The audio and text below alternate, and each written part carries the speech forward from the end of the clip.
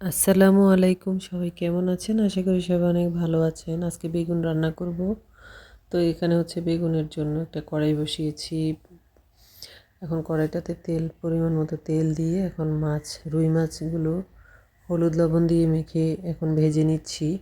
আজকে বেগুনটা যেহেতু রুই মাছ দিয়ে রান্না করব, তো সেই জন্য হচ্ছে রুই মাছগুলোকে ভেজে নিলাম। তো রুই মাছগুলোকে একটু হালকা করে ভেজে নিচ্ছি। আর এই বেগুনগুলো দিয়ে রুই মাছ অনেক মজা। এই বেগুনগুলো কিন্তু খেতে অনেক মজা হয়। তারপরে এই যে বেগুন কেটে রেখেছিলাম, বেগুনগুলো দিয়ে দিলাম। দিয়ে এখানে আদা বাটা, রসুন বাটা, তারপরে পেঁয়াজ, তারপরে হচ্ছে হলুদ লবণ মরিচ দিয়ে দিব। দিয়ে তারপরে হচ্ছে যেভাবে কষাই নর্মালি আমি সবসময় ওইভাবে কষিয়ে নিব, যাতে বেগুনটা ভালোভাবে সিদ্ধ হয়।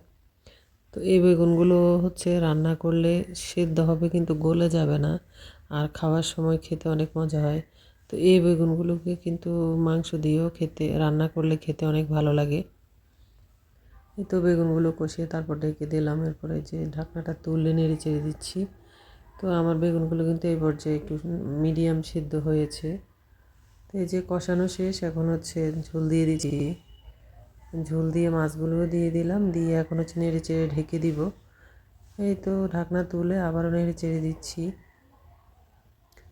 তারপর হচ্ছে লবণ দেখে নিচ্ছিলাম, এরপর আবারও ঢেকে দিব, কারণ এই বেগুনগুলো সেদ্ধ হতে একটু সময় লাগে আর একদম গলে যায় না, শক্ত শক্ত থাকে, খেতে অনেক ভালো লাগে। আর এই বেগুনের ভর্তাও অনেক মজা।